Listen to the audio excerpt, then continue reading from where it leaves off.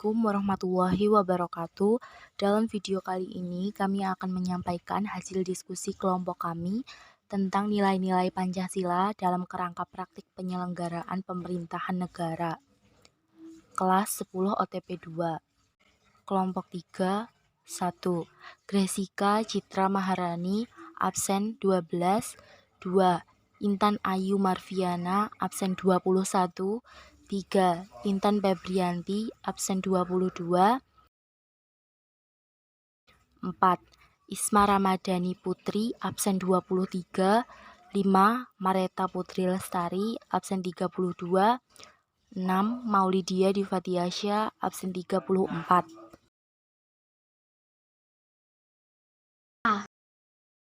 Sistem pembagian kekuasaan negara Republik Indonesia. 1. Macam-macam kekuasaan negara. Kekuasaan disebut kemampuan seseorang untuk mempengaruhi orang agar melakukan tindakan-tindakan yang dikehendaki atau diperintahnya. Menurut John Locke, kekuasaan negara dapat dibagi menjadi 3, yaitu A. Kekuasaan legislatif, kekuasaan untuk membuat atau membentuk UU. B. Kekuasaan eksekutif, kekuasaan untuk melaksanakan UU termasuk untuk mengendali setiap pelanggaran UU. C. Kekuasaan federatif, kekuasaan untuk melaksanakan hubungan luar negeri.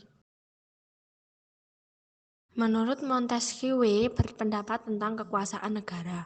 A. Kekuasaan legislatif, kekuasaan untuk membuat atau membentuk UU. B. Kekuasaan eksekutif, kekuasaan untuk melaksanakan UU. C. Kekuasaan yudikatif, mempertahankan UU termasuk kekuasaan untuk menyelidiki pelanggaran terhadap UU. 2. Konsep pembagian kekuasaan di Indonesia. Dalam sebuah praktik ketatanegaraan, tidak jarang terjadi pemusatan kekuasaan pada satu orang saja. Terjadi pengelolaan sistem pemerintahan, dilakukan secara absolut atau otoriter. Untuk menghindari hal tersebut, perlu ada pemisahan atau pembagian kekuasaan, agar terjadi kontrol dan keseimbangan antara lembaga pemegang kekuasaan. Dan kata lain, kekuasaan legislatif, eksekutif, maupun yudikatif tidak dipegang oleh satu orang saja. Pemisahan kekuasaan berarti kekuasaan negara itu terpisah-pisah dalam beberapa bagian, baik mengenai organ maupun fungsinya. Dengan kata lain, lembaga pemegang kekuasaan negara yang meliputi lembaga legislatif, eksekutif, dan yudikatif merupakan lembaga yang terpisah satu sama lainnya, menjalankan fungsinya masing-masing. A. Pembagian kekuasaan secara horizontal. Pembagian kekuasaan secara horizontal yaitu pembagian kekuasaan menurut fungsi lembaga-lembaga tertentu, atau legislatif, eksekutif, dan yudikatif. Pergeseran klasifikasi kekuasaan negara yang umumnya terdiri atas 3 kekuasaan yaitu legislatif, eksekutif, dan yudikatif menjadi 6 kekuasaan negara. 1. Kekuasaan konstitutif, yaitu kekuasaan untuk mengubah dan menetapkan undang-undang dasar. Kekuasaan ini dijalankan oleh Majelis Permusyawaratan Rakyat, sebagaimana ditegaskan dalam Pasal 3 Ayat 1 UUD Negara Republik Indonesia tahun 1945. 2.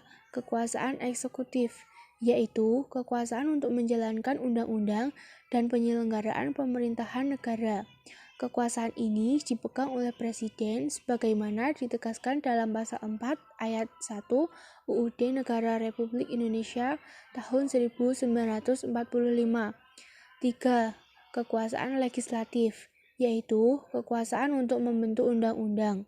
Kekuasaan ini dipegang oleh Dewan Perwakilan Rakyat sebagaimana ditegaskan dalam Pasal 20 Ayat 1 UUD Negara Republik Indonesia tahun 1945. 4. Kekuasaan yudikatif atau kekuasaan kehakiman, yaitu kekuasaan untuk menyelenggarakan peradilan guna menegakkan hukum dan keadilan. Kekuasaan ini dipegang oleh Mahkamah Agung dan Mahkamah Konstitusi sebagaimana ditegaskan dalam pasal 24 Negara Republik Indonesia tahun 1945. 5. Kekuasaan eksaminatif atau inspektif, yaitu kekuasaan yang berhubungan dengan penyelenggaraan pemeriksaan atas pengelolaan dan tanggung jawab tentang keuangan negara. Kekuasaan ini dijalankan oleh Badan Pemeriksa Keuangan sebagaimana ditegaskan dalam UUD Negara Republik Indonesia tahun 1945. 6. Kekuasaan moneter, yaitu kekuasaan untuk menetapkan dan melaksanakan kebijakan moneter, mengatur dan menjaga kelancaran sistem pembayaran, serta memelihara kestabilan nilai rupiah. Kekuasaan ini dijalankan oleh Bank Indonesia selaku Bank Sentral di Indonesia sebagaimana ditegaskan dalam pasal 23D UUD Negara Republik Indonesia tahun 1940. B. Pembagian kekuasaan secara vertikal. Pembagian kekuasaan secara vertikal merupakan pembagian kekuasaan berdasarkan tingkatannya, yaitu pembagian kekuasaan antara beberapa tingkatan pemerintahan. Pembagian kekuasaan secara vertikal di negara Indonesia berlangsung antara pemerintahan pusat dan pemerintahan daerah, atau pemerintahan provinsi dan pemerintah kabupaten atau kota. Dengan asas tersebut, pemerintah pusat menyerahkan wewenang pemerintahan kepada pemerintahan daerah otonom atau provinsi dan kabupaten atau kota untuk mengurus dan mengatur sendiri urusan pemerintahan di daerahnya, kecuali urusan pemerintahan yang menjadi kewenangan pemerintahan pusat, yaitu kewenangan yang berkaitan dengan politik luar negeri, pertahanan, keamanan, justisi, agama, moneter, dan fiskal. Dan hal tersebut telah dijelaskan dalam pasal 18 ayat 5 UUD Negara Republik Indonesia tahun 1945. B. Kedudukan dan fungsi Kementerian Negara Republik Indonesia dan lembaga pemerintah non-kementerian. 1. Tugas Kementerian Negara Republik Indonesia. Kewenangan Presiden sebagai Kepala Negara. A.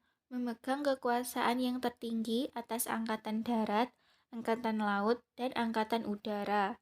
Pasal 10. B. Menyatakan perang, membuat perdamaian dan perjanjian dengan negara lain dengan persetujuan DPR. Pasal 11 ayat 1. C. Membuat perjanjian internasional lainnya dengan persetujuan DPR. Pasal 11 ayat 2. D. Menyatakan keadaan bahaya. Pasal 12. E. Mengangkat duta dan konsul. Dalam mengangkat duta, Presiden memperhatikan pertimbangan DPR. Pasal 13 ayat 1 dan 2. F. Menerima penempatan duta negara lain dengan memperhatikan pertimbangan DPR. Pasal 13 ayat 3. G. Memberi grasi rehabilitasi dengan memperhatikan pertimbangan Mahkamah Agung. Pasal 14 ayat 1. H. Memberi amnesti dan abolisi dengan memperhatikan pertimbangan DPR. Pasal 14 ayat 2. I. Memberi gelar tanda jasa dan lain-lain tanda kehormatan yang diatur dengan Undang-Undang Pasal 15. Kewenangan Presiden sebagai pemerintahan. A. Memegang kekuasaan pemerintahan. Pasal 4 ayat 1. B. Mengajukan rancangan undang-undang kepada DPR. Pasal 5 ayat 1. C. Menetapkan peraturan pemerintah. Pasal 5 ayat 2. D. Membentuk suatu dewan pertimbangan yang bertugas memberikan nasihat dan pertimbangan kepada Presiden. Pasal 16. E. Mengangkat dan memberhentikan menteri-menteri. Pasal 17 ayat 2. F. Membahas dan memberi persetujuan atas RUU bersama DPR serta mengesahkan RUU Pasal 20 ayat 2 dan 4. G. Menetapkan peraturan pemerintah sebagai pengganti undang-undang dalam kegentingan yang memaksa. Pasal 22 ayat 1. H. Mengajukan RUU APBN untuk dibahas bersama DPR dengan memperhatikan pertimbangan DPD. Pasal 23 ayat 2. I. Meresmikan keanggotaan BPK yang dipilih DPR dengan memperhatikan pertimbangan DPD. Pasal 23 F ayat 1. C. Menetapkan Hakim Agung dari calon yang diusulkan Komisi Yudisial dan disetujui DPR. Pasal 24A ayat 3. K. Mengangkat dan memberhentikan anggota Komisi Yudisial dengan persetujuan DPR. Pasal 24B ayat 3. L. Mengajukan 3 orang calon hakim konstitusi dan menetapkan 9 orang hakim konstitusi. Pasal 24C ayat 3. Keberadaan Kementerian Negara Republik Indonesia diatur secara tegas dalam Pasal 17 UUD Negara Republik Indonesia tahun 1945 yang menyatakan 1. Presiden dibantu oleh Menteri-Menteri Negara. 2. Menteri-menteri itu diangkat dan diberhentikan oleh Presiden. 3. Setiap menteri membidangi urusan tertentu dalam pemerintahan. 4. Pembentukan, pengubahan, dan pembubaran Kementerian Negara diatur dalam undang-undang. Kementerian Negara Republik Indonesia mempunyai tugas menyelenggarakan urusan tertentu dalam pemerintahan di bawah dan bertanggung jawab kepada Presiden dalam menyelenggarakan pemerintahan negara. A. Penyelenggara perumusan, penetapan, dan pelaksanaan kebijakan di bidangnya, pengelolaan barang milik atau kekayaan negara yang menjadi tanggung jawabnya, pengawasan atas pelaksanaan tugas di bidangnya, dan pelaksanaan kegiatan teknis dari pusat sampai ke daerah. B. Perumusan, penetapan, pelaksanaan kebijakan di bidangnya, pengelolaan barang milik atau kekayaan negara yang menjadi tanggung jawabnya, pengawasan atas pelaksanaan tugas di bidangnya, pelaksanaan bimbingan teknis dan supervisi atas pelaksanaan urusan kementerian di daerah dan pelaksanaan kegiatan teknis yang berskala nasional. C. Perumusan dan penetapan kebijakan di bidangnya, koordinasi dan sinkronisasi pelaksanaan kebijakan di bidangnya, pengelolaan barang milik atau kekayaan negara yang menjadi tanggung jawabnya, dan pengawasan atas pelaksanaan tugas di bidangnya.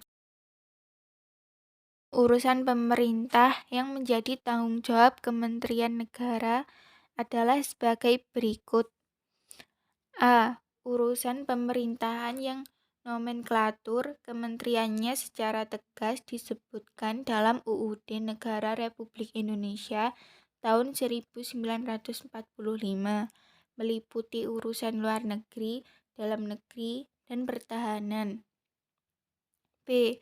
Urusan pemerintahan yang ruang lingkupnya disebutkan dalam UUD Negara Republik Indonesia tahun 1945, meliputi urusan agama, hukum, keuangan, keamanan, hak asasi manusia, pendidikan, kebudayaan, kesehatan, sosial, ketenagakerjaan, industri, perdagangan, pertambangan, energi, pekerjaan umum, transmigrasi, transportasi, informasi, komunikasi, pertanian, perkebunan, kehutanan, peternakan, kelautan, dan perikanan. C. Urusan pemerintahan dalam rangka penajaman koordinasi dan sinkronisasi program pemerintah, meliputi urusan perencanaan pembangunan nasional, aparatur negara, kesekretariatan negara, badan usaha milik negara, pertahanan, kependudukan, lingkungan hidup, ilmu pengetahuan, teknologi, investasi, koperasi, usaha kecil dan menengah, pariwisata, pemberdayaan perempuan, pemuda, olahraga, perumahan, dan pembangunan kawasan atau daerah tertinggal.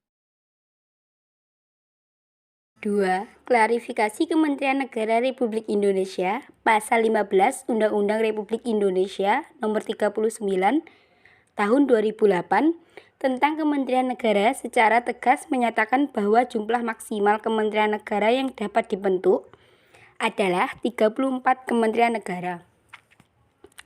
Berdasarkan Peraturan Presiden Republik Indonesia Nomor 7 Tahun 2015 tentang organisasi kementerian negara, Kementerian Negara Republik Indonesia dapat diklarifikasikan berdasarkan urusan pemerintahan yang ditanganinya.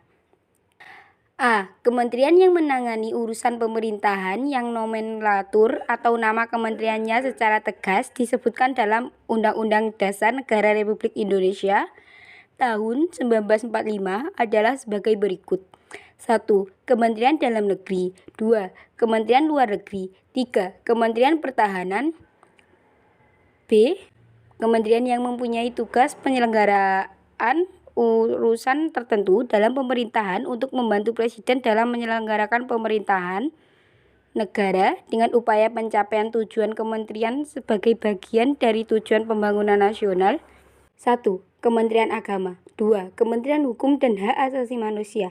3. Kementerian Keuangan. 4. Kementerian Pendidikan dan Kebudayaan. 5. Kementerian Riset, Teknologi dan Pendidikan Tinggi.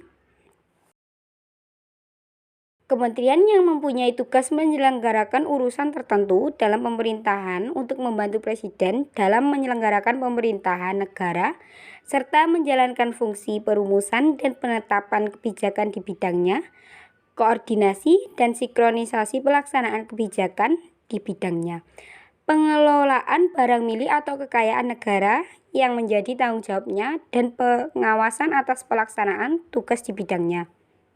Yang menangani urusan pemerintahan dalam rangka penajaman, koordinasi, dan sinkronisasi program pemerintah. 1. Kementerian Perencanaan Pembangunan Nasional. 2. Kementerian Pendayagunaan Aparatur Negara dan Reformasi Birokrasi. 3. Kementerian Badan Usaha Milik Negara. 4. Kementerian Koperasi dan Usaha Kecil dan Menengah. Selain kementerian yang menangani urusan pemerintahan di atas, ada juga kementerian koordinator yang bertugas melakukan sinkronisasi dan koordinasi urusan kementerian-kementerian yang berada di dalam lingkup tugasnya. Kementerian koordinator terdiri atas beberapa kementerian sebagai berikut. 1. Kementerian Koordinator Bidang Politik, Hukum, dan Keamanan. A. Kementerian Dalam Negeri. B. Kementerian Hukum dan HAM. C. Kementerian Luar Negeri. 2. Kementerian Koordinator Bidang Perekonomian. A. Kementerian Keuangan. B. Kementerian Ketenagakerjaan. C. Kementerian Perindustrian. D. Kementerian Perdagangan. E. Kementerian Pekerjaan Umum dan Perumahan Rakyat. 3.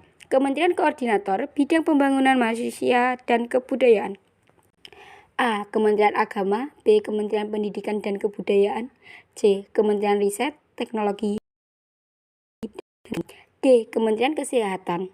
4. Kementerian Koordinator Bidang Kemaritiman. A. Kementerian Energi dan Sumber Daya Mineral. B. Kementerian Perhubungan. C. Kementerian Kelautan dan Perikanan. D. Kementerian Pariwisata. 3. Lembaga pemerintah non-kementerian. Selain memiliki kementerian negara, Republik Indonesia juga memiliki lembaga pemerintah non-kementerian atau disebut juga LPNK yang dahulu namanya Lembaga Pemerintah Non-Departemen. Lembaga pemerintah non-kementerian merupakan lembaga negara yang dibentuk untuk membantu Presiden dalam melaksanakan tugas pemerintahan tertentu.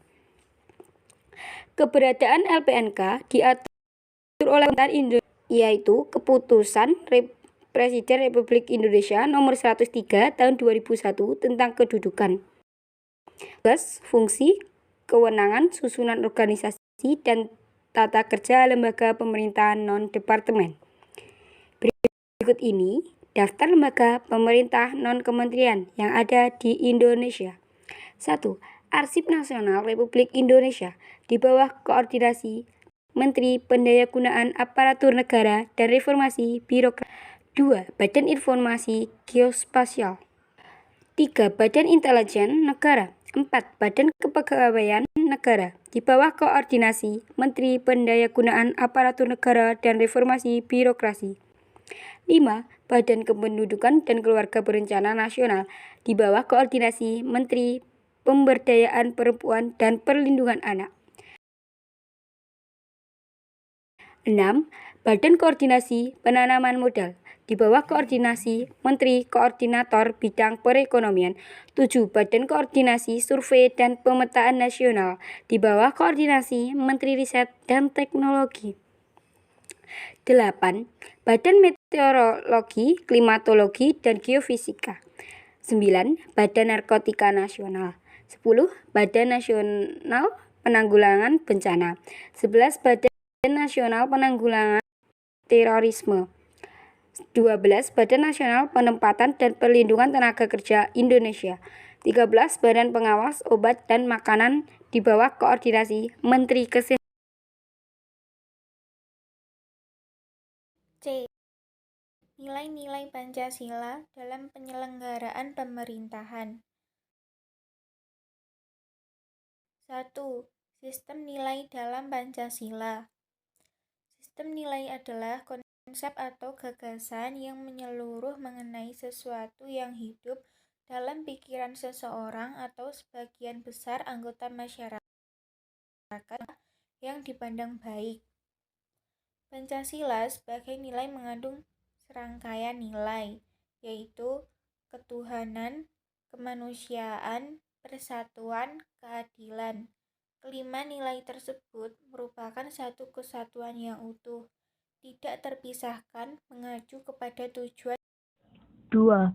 Implementasi nilai Pancasila. Pancasila yang termuat dalam pembukaan Undang-Undang Dasar Negara Republik Indonesia tahun 1945 merupakan landasan bangsa Indonesia yang mengandung 3 tata nilai utama, yaitu dimensi spiritual, dimensi kultural, dan dimensi institusional. 1. Dimensi spiritual mengandung makna bahwa Pancasila mengandung nilai-nilai keimanan dan ketakwaan kepada Tuhan Yang Maha Esa sebagai landasan keseluruhan nilai dalam falsafah negara.